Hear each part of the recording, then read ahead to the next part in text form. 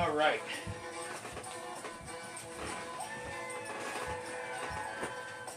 Hail and welcome everyone to today's episode of Midgard Musings. Sorry for the late start. I got back from Nashville with my wife. Went to have a bite to eat and walked around the mall for a little bit, so we're just getting a little bit of a late start today, but I hope that's alright with everybody. Give everybody a chance to get tuning in live on Facebook right now. If you guys are new to this, my name is Jesse. I'm your weekly host, and we've been reading from the Poetic Edda. I've been reading stanzas, 9 stanzas a week from Hávamál, and we are up to stanza 109 today. We're going to be reading stanzas 109 through 117. So I do this every Sunday, 3 p.m. Central Standard Time, and then of course you can always check out the YouTube channel for all the videos that you may have missed, or if you want to go back and review them later on. Definitely would encourage you to do that. So for those that are watching on Facebook now, there's a YouTube channel link in the About section of this page, and after the live feed video there's always going to be the channel's version of the video posted in the comments. So please head over to YouTube and subscribe to Midgard Musings. And those that are watching on YouTube, in the description of the video, go ahead and check out the Facebook page, give us a like, follow us. Right now the only thing I have is going on is social media is Facebook and YouTube. We definitely appreciate all the support there. The channel, we're definitely pushing to get to 500 subscribers. I think we're around 350 or so right now, so all the support that we can get there would be greatly appreciated. So while we wait for some more people to join us here live, I'm going to, as customary, we're going to light our candle, light our incense, and pour the beer. So thank you all so much for joining me today for this episode of Midgard Musings. And as usual, I've got the toasted porter, Einstock toasted porter, and today's incense that I'm burning is apple spice, one of my favorites.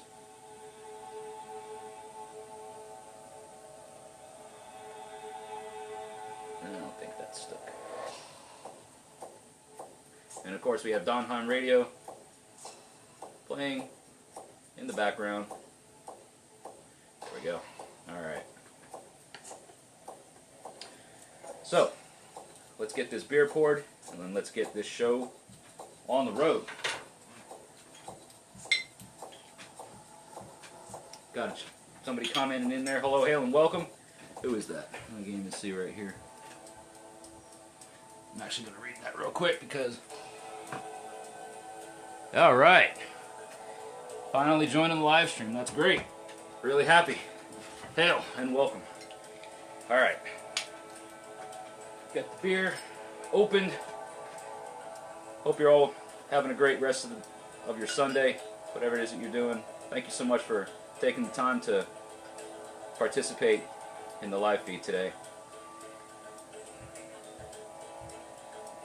Alright. Hope everybody had a great midsummer too. Or we'll be celebrating midsummer, however it is that you plan on celebrating that. Hail and Skål, everyone.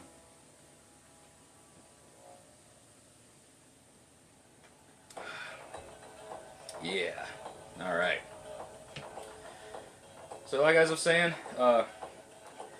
reading from the Poetic Edda as translated by Dr. Jackson Crawford. If you have a Hávamál that you want to read along in, by all means, feel free to do so. Of course, it may sound a bit different depending on the translation of the version that you're reading from, but that's alright. So, we are up to stanza 109 today. We had just read about the love adventures of Odin in his travels to Jotunheim, obtaining Óþurr, the meat of poetry, and that was at the end of 108, him saying that he doubted that if he had not gained the trust of Gunnlod while he was in Jotunheim, that he doubts that he would have escaped. So he had used the, he had used his cunning and his wit to gain the trust of Gunnlod while he was there to do what he had to do. So stanza 109 is a little confusing. It says the next day the frost came to Odin in Odin's hall. They inquired about that evildoer, whether he was among the gods or whether Sodom had killed him. We're going on to stanza 110 because there's really not a whole lot to go into in detail, stanza by stanza, because it's basically a story being told and an account being reiterated. Stanza 110 is, I believe that Odin swore an oath to them, but who can trust Odin? He left Suttung deceived in his own home, and he left Gunnloth weeping. So again, it's kind of a reiteration of what happened during Odin's visit to Suttung's hall. You know, he kind of got them won over, I guess you could say. Not one as in W-O-N, but he got one over on and pulled the wool over their eyes, you know what I mean? And that's when they say, you know, whether or not Odin swears an oath, how can we trust him? Because he's so cunning and so he's got his own agenda. Stanza 111, it is time to speak on the wise man's chair at Orth's well. I saw and was silent. I saw and I thought. I listened to men's speech. I heard about runes. They were not silent with counsel. In Odin's hall, I heard them say so. So here we're about to get into the part of the Hávamál that's referred to as Loddfáfnismál, I believe, is it? Which is the counsel Odin gives to Loddfáfnir. Yeah, so Loddfáfnismál are words for Loddfáfnir. I'm not exactly sure who Loddfáfnir is. He's kind of an unknown character. But here at the, let's see, I'm just going to look through, there's about 10 or 15,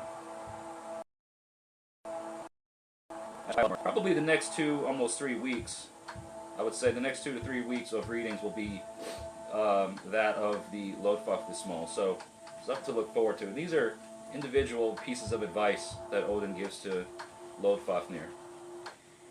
And the first one being stanza 112 says, I counsel you, Loddfáfnir, if you'll take my advice, you'll profit if you learn it. It'll do you good if you remember it. Do not rise at night unless you're spying on your enemies or seeking a place to relieve yourself. So I think this is generally speaking the, you know, some practical advice to, you know, get a good night's sleep. Don't worry, you know, not to be up at night if you don't have to. Of course, in practicality, or practically speaking, we live in a day and an age now where jobs are 24/7. You know, there's night shifts, there's things.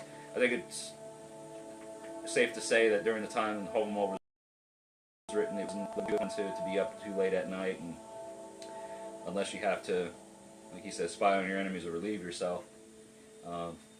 But I think what I would take away from this would be, you know, get your rest. You know, don't be somewhere where you're not supposed to be for less than good reasons or for useful reasons.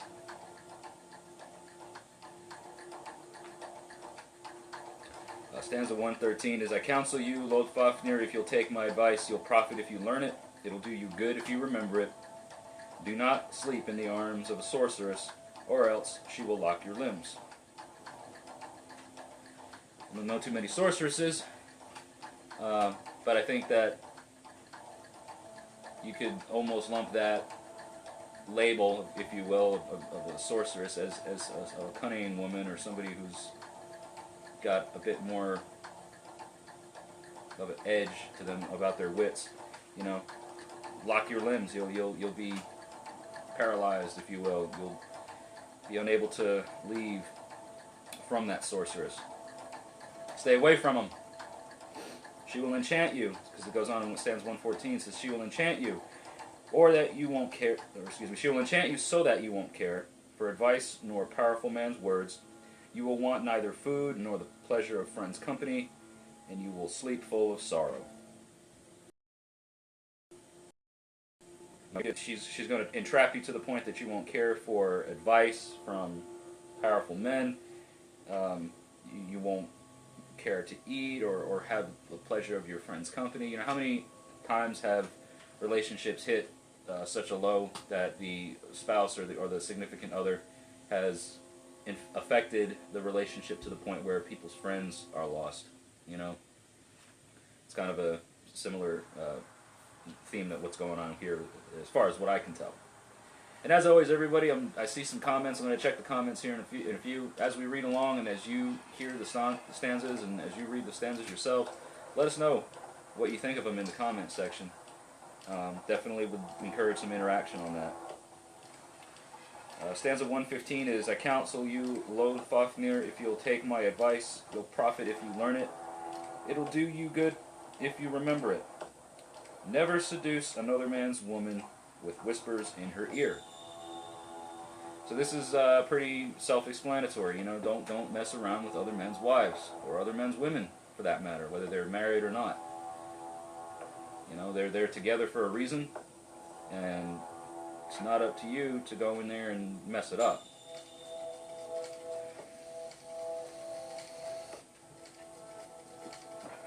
Seen that happen too many times, and it doesn't work well for any parties involved. Stanza 116, I counsel you, Loddfáfnir, if you'll take my advice, you'll profit if you learn it. It'll do you good if you remember it. If you spend time wandering by land or by sea, bring plentiful provisions. Bring plentiful provisions. Try saying that 3 times fast. That's common sense, right, guys? If you're going to go out traveling, if you're going to go anywhere for any long distance, bring the equipment that you need to have a successful trip. You know, don't go short-handed with anything. Bring plentiful provisions. Pretty self-explanatory. All right, so the last stanza of the day, which is stanza stanza 117, is, I counsel you, if you'll take my advice, you'll profit if you learn it. It'll do you good if you remember it. Never let a bad man know of your misfortune, for you will never profit at all for telling him about it. So keep your affairs kind of to yourself.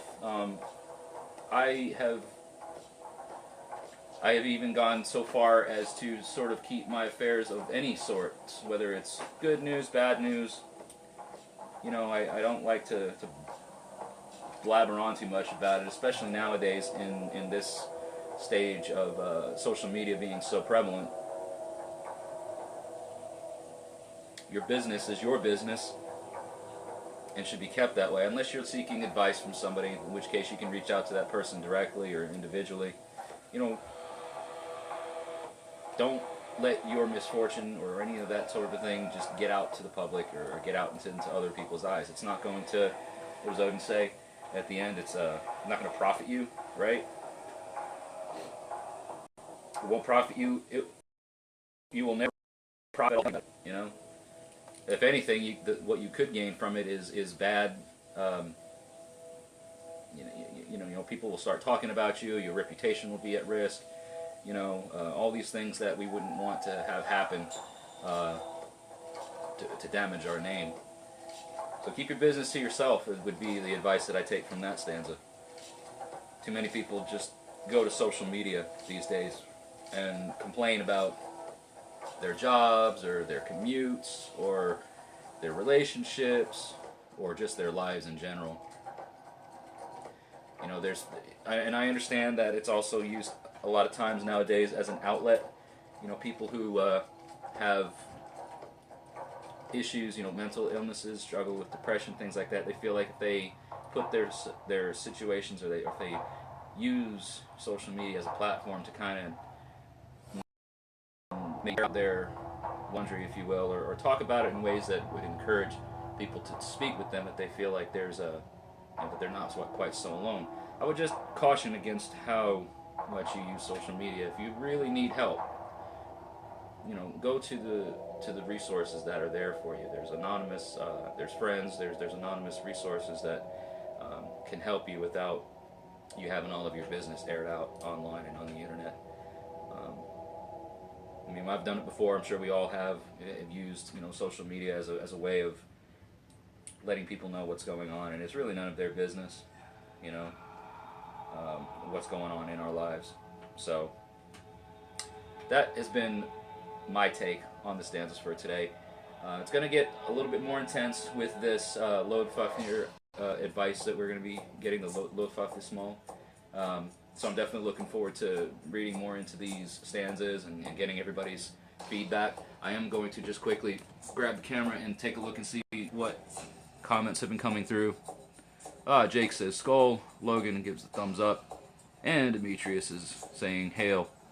Alright, well, I thank you guys for watching today, and really look forward to everybody checking out the channel on YouTube. Like I said, check out the comment section below for that link.